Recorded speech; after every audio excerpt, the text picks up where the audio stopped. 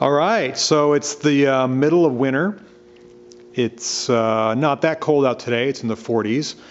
But people ask me all the time, hey, how do you stay warm in your shop? And they are concerned. Stay warm in your shop. You stay warm. Everyone says stay warm. And you know, my shop is 3,000 square feet. It has 18-foot ceilings. It's an old church that's been converted to a warehouse and then into a shop. But what I wanted to explain is how I stay warm. I actually stay comfortable. I have a natural gas furnace, but I opt not to use that because that's really expensive. And I burn waste oil, and I'm going to explain how I do that. So this here is my oil caddy. When you bring your car in for an oil change, I put it up on the lift and I drain the oil. Oil goes into here, just like you see that old oil filter there. It gets screened, so all the nuts and bolts and big things don't make it down to the bottom. There's just a kind of a large screen. The oil then is captured into the base of this, which then I can pump out by just turning this transfer pump crank. And what I do is I store it in this barrel here. This is a 55-gallon drum. It's pretty common. And I have my funnel here, and I filter the waste oil with simple paint filters. I'll show you. Just like this one. You can get these at paint stores. Usually you get them for free. It does a great job of filtering oil. This is a fine mesh filter. I'm not sure the actual microns. They plug up pretty easy. It just says fine on there. And I'll show you. Here's a filter. I just filtered some oil. You can see the gook in there from filtering the oil. I don't mind though, since they're so cheap.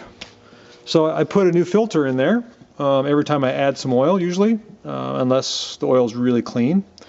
And the oil then, of course, would go down into the barrel where there's a pickup about 6 inches or so off the bottom, and a fine medical stainless steel screen pickup tube with a check ball in it, and the pump then would draw it up through this copper tube. And I've got a gauge on here. If that screened filter inside the drum starts to plug up, it'll show as a negative as the pump tries to draw it. So the pump is mounted right here on this beam. This is called a J pump. Give you a little picture of there. So it's a 20 to 40 psi pump. And then I filter that with a special oil filter before it gets into the pump. And there's a screen in here as well. So really the oil gets screened 4 times. Once in the oil caddy, twice with the paint filter, 3 times inside the drum. There's a stainless mesh filter. 4 here, and I guess 5. There's another screen here. I don't usually have a problem with the oil clogging up. So I'll get back to how this works. I draw the oil up from the drum here into this pump, which then pressurizes it. Right now there's a residual pressure of about 15 psi. That pump there then pumps it up to the waste oil furnace, and we'll go upstairs and we'll take a look at that. I'm going to use this ladder to show you what it looks like. See if I can focus in on this.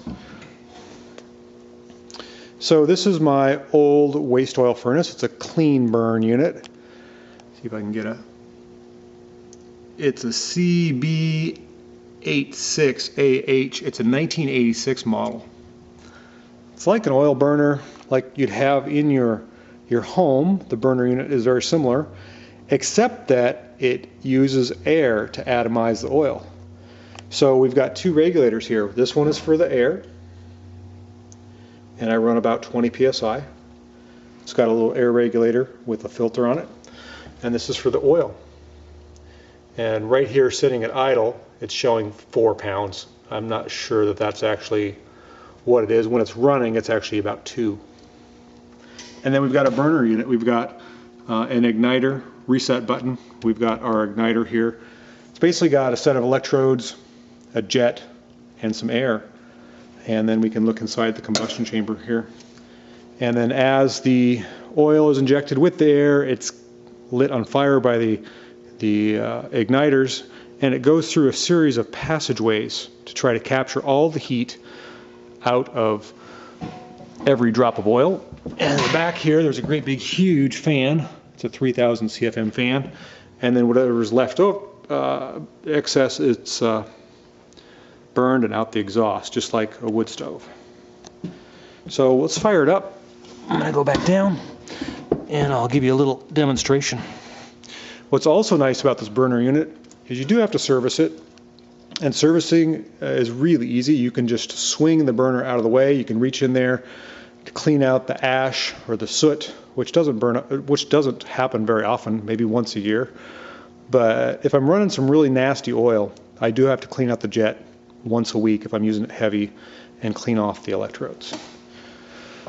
So I'm going to go down here to the thermostat.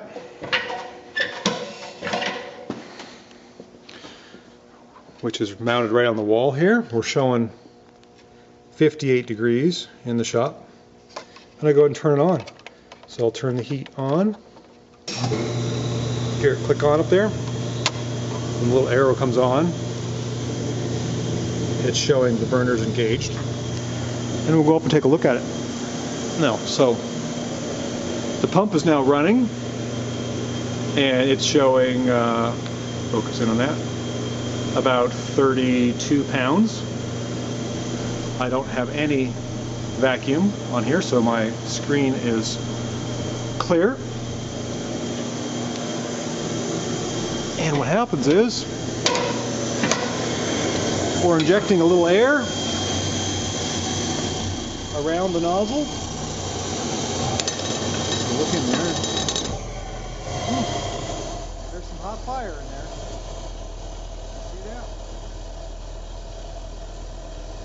That fire is directed at a plate called the target plate, which is about, I don't know, 3/4 of an inch thick steel.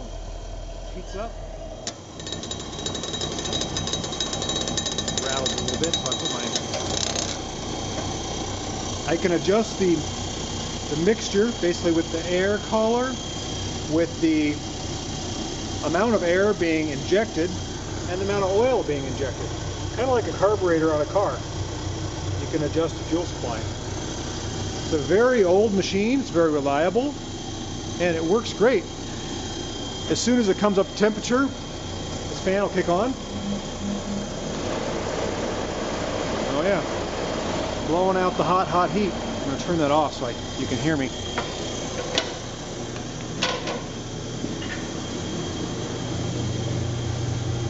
I'm just going to turn it off right now. But basically, that unit up there, that big red box, is 140,000 BTU. It is flexible depending on what you're using to burn. I can burn brake fluid, transmission fluid, basically anything but coolant. So engine oil, transmission oil, hydraulic fluid, diesel, whatever. It'll burn it all. And the output is a little adjustable depending on what you burn. It doesn't like to burn gasoline, that's for sure. That's too volatile. But anyhow, I just wanted to show off what keeps my shop warm. Now the heat comes out of that big box, you know, about 15 feet off the ground. So then I have a ceiling fan up there that kind of distributes the air. But I can stay nice and toasty in my shop as long as I've got a good oil supply. And I seem to do okay there. I bank it during the summer, 300 gallons or so, and that gets me through the winter with some excess. So that's what I do to stay warm. Just wanted to let everybody know. Okay, so we're outside the back of the shop, and I'm focusing in on the exhaust stack for the waste burn furnace. A lot of people have commented, well, what's it do to the environment? Why is it polluting? Well, I'll try to focus in there. All you really see is the heat signature. Can you see the mirage there on the tree branches? Focus in a little more on that. It burns really, really clean. Hence the name, clean burn. So I hope that puts fears to rest. It's not polluting the environment. Way less than a wood stove. I very rarely see any smoke come out of there. I think it does a little puff when you first start it up. But I'll zoom back out. But I'm really happy with that unit. I've had it for 10 years now, and it can really crank it up in the shop. 70 degrees, no problem. I mean, shirt sleeves. And if you open the bay door, let all the heat out, let a car in, well, it doesn't cost a lot. There you go. That's the outside look at the exhaust of the clean burn.